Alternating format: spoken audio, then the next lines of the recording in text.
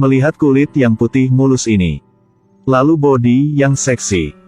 Punya body dan kecantikan ini. Pasti para sugar daddy. Tidak usah diundang juga datang.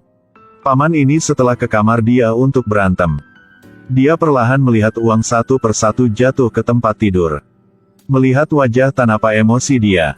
Bisa tahu, sudah terbiasa bagi dia.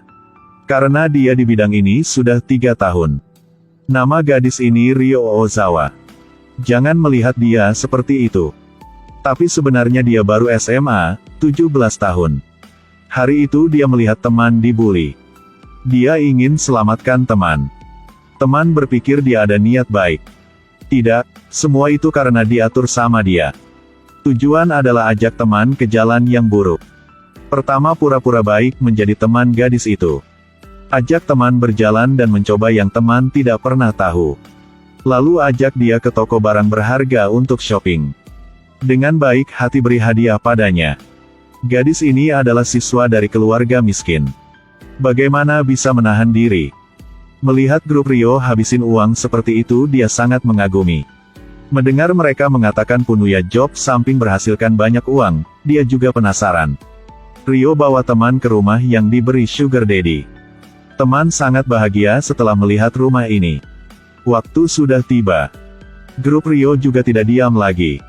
Mereka ceritakan kerjaan mereka. Teman awalnya sangat bersemangat. Setelah tahu, jual diri. Wajah dia langsung berubah. Dia ingin menolak mereka. Melihat itu Ryo langsung pura-pura baik. Dan bilang jika dia tidak mau ikuti mereka, tidak apa-apa. Karena dia masih bersih. Dan tubuh mereka sudah kotor. Hanya berharap mereka masih bisa menjadi teman baik. Bagi orang yang sering dibully oleh teman. Dia sangat ingin dekat teman baru. Biar dia tidak disiksa lagi, tidak punya teman buat main bersama. Tambah berapa hari ini dia main sama grup Ryo sangat bahagia. Akhirnya seperti Ryo tebak, dia setuju ke grup mereka. Dia mulai di jalan jual diri. Dan seperti itu grup nakal telah jadi. Di sekolah mereka seperti siswa lain, mudah dan cantik. Keluar mereka kerja di klub, bar. Karena mereka menghasilkan banyak uang. Jadi hidup mereka tenggelam ke dalam makan dan main.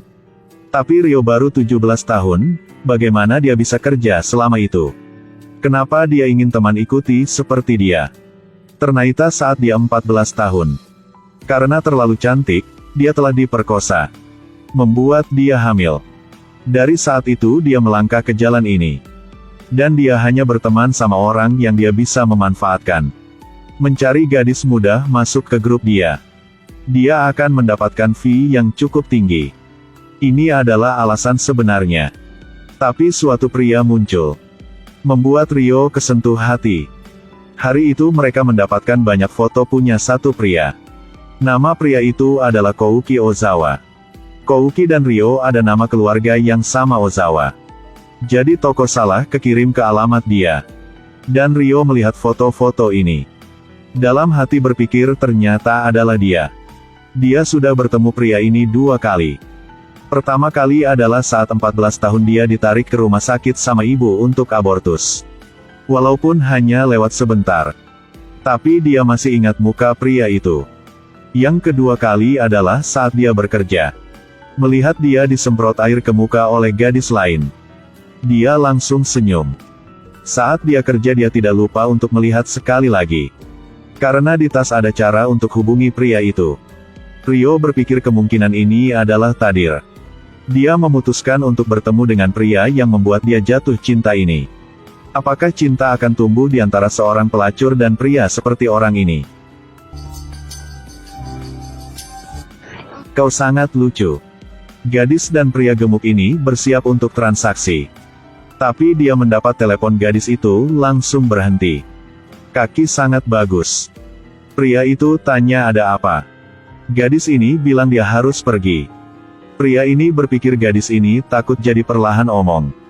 Kamu takut? Tidak apa-apa, aku akan baik sama kamu. Maaf aku harus pulang sekarang. Lalu tinggalkan pria gemuk itu.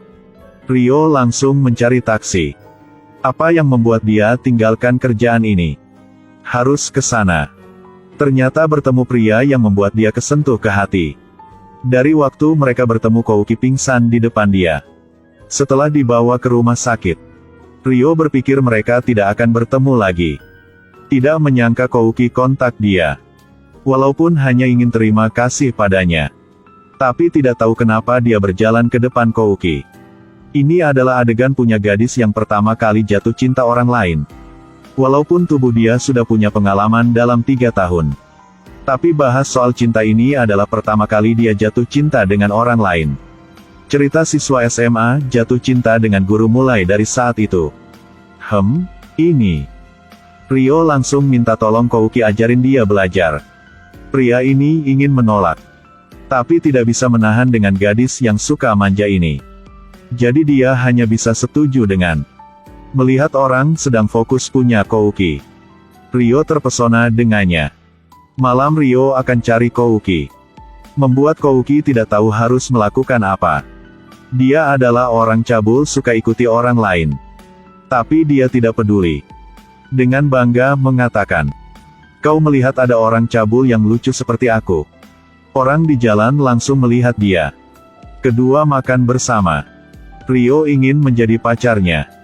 Dan bilang dia sudah dewasa. Bukan anak kecil lagi. Iya ampun. Hampir ungkapkan kerjaan dia pada Kouki. Tadi kau ingin melakukan itu kan?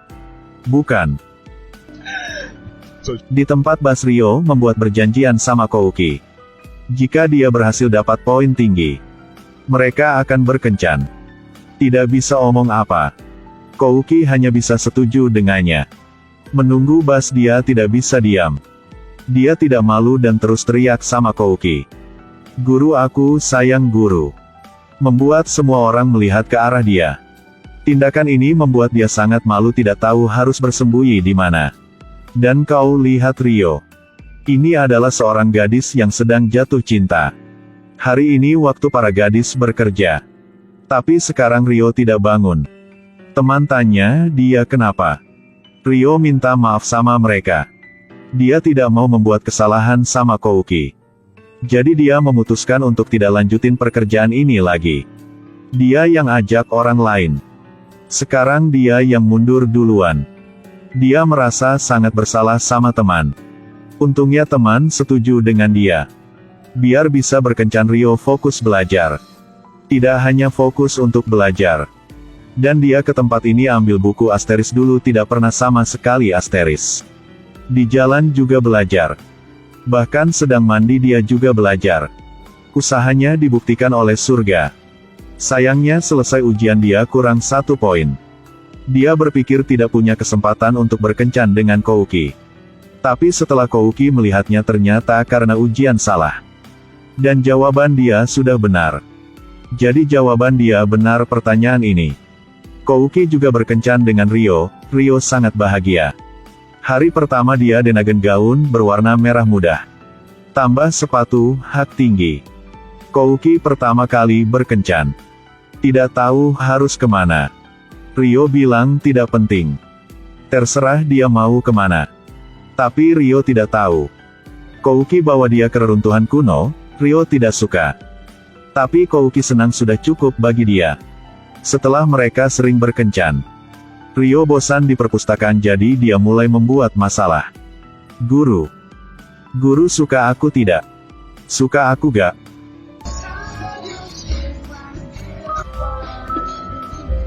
Ryo bosan sampai ketiduran. Tiba-tiba ada barang lempar ke badan dia. Kouki panggil dia ke sana. Ryo belum sadar. Ke depan Kouki. Lalu, ini adalah seorang gadis punya pengalaman di bidang malam selama 3 tahun. Sekarang karena ciuman ini jadi dia sangat semangat. Sepertinya ini adalah perbedaan banding punya cinta dan tidak punya cinta. Ciuman ini membuktikan Kouki suka Ryo. Dari waktu itu, mereka sering berkencan. Seperti pasangan lain. Tapi Kouki tidak mau lebih dari sekarang. Tapi hal yang indah tidak terlalu lama. Hari itu Ryo melihat barang aneh di rumah Kouki. Di situ menulis. Tapi bukan seperti buku harian. Dia tanya Kouki tapi Kouki tidak mau jawab. Hei. Aku ke sana ya. Tidak. Ih. Hari itu Kouki ganti nomor menjadi 9. Angka yang dia tidak mau kasih tahu Ryo, apa artinya? Di kelas Kouki sedang fokus ajarin para siswa. Tiba-tiba dia berhenti. Karena dia lupa. Dia sedang omong apa. Untungnya dia buka buku dan ingat lagi. Jika bukan guru, tiba-tiba lupa pasti sangat malu. Ternyata 3 tahun lalu Kouki dapat kabar dia sakit kanker. Kemampuan medis zaman itu belum bisa bantu. Dokter kasih tahu dia hanya bisa hidup 3 tahun lagi. Jadi angka di rumah itu adalah tanggal tiap hari. Ini adalah waktu sisa punya dia. Melihat Ryo sangat lucu dan cantik di samping. Kouki tidak bisa menahan dan peluk Ryo dari belakang. Dia tahu waktu tidak banyak lagi. Walaupun dalam hati tidak mau. Tapi dia tidak mau kasih tahu Ryo soal ini. Dia ada keputusan sendiri. Besok dia berubah sifat hadap Ryo. Tidak izinkan Ryo masuk ke dalam rumah. Ryo berpikir dia membuat kesalahan apa. Dia berdiri di depan gerbang dan minta maaf. Dan saat ini penyakit Kouki kambuh lagi. Walaupun sakit dia tidak mau omong. Ketika Ryo masuk ke dalam tempat tinggal Kouki, ternyata dia sudah pindah. Kouki pergi tidak omong apa. Membuat Ryo hancur. Untungnya sahabat bantu dia untuk temukan Kouki. Kali ini, Ryo cerita semua untuk Kouki. Termasuk soal dia menjadi cewek malam. Dia bilang padanya dia sudah berubah. Ungkapkan isi hati. Tapi Kouki tidak mau menahan dia. Dia berpikir Titka perlu tanya alasan karena Kouki tidak omong apa. Karena itu dia memutuskan untuk pergi. Ketika dia berbalik melihat ke arah Kouki, dia melihat Kouki sudah pingsan. Dalam rumah sakit, Ryo ambil identitas saudara Kouki. Dokter kasih tahu penyakit dia sudah parah. Jadi waktu dia tidak banyak lagi. Jika sekarang dia tidak operasi, kemungkinan dia masih hidup. Jadi Ryo harus beri keputusan sekarang. Setelah dia tahu Kouki karena sakit jadi tinggalkan dia. Dia tidak merasa sedih lagi. Sering bercanda Kouki dan suruh dia harus operasi. Tapi Kouki tahu operasi kali ini, jika berhasil, dia akan hilang semua keingatan. Dia tidak mau melupakan Ryo. Tapi Ryo berjanji, mereka akan bersama sekali lagi. Karena dia sangat pintar soal ini. Seperti mereka pertama kali bertemu. Suatu hari di tahun depan, seorang gadis cantik dengan payung berwarna merah berjalan di sel kereta. Ketika sampai ke tempat ini, payung di tangan sudah hilang. Lalu ada orang yang dia menunggu muncul. Pria itu melihat gadis ini. Sepertinya tidak mengenali dia. Dia ingin pergi. Gadis itu panggil. Dia tidak bawa payung. Boleh ikuti dia. Pria ini tidak menolak. Melihat payung warna merah sedang di dekat patung. Ini semua tindakan Ryo. Seperti pertama kali mereka bertemu.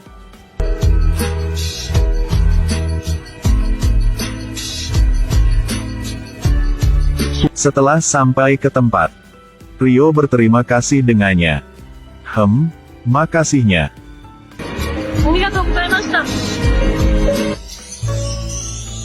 Melihat pria itu pergi, Ryo berjalan dalam hujan. Sekarang air hujan dengan air mata campur di muka dia.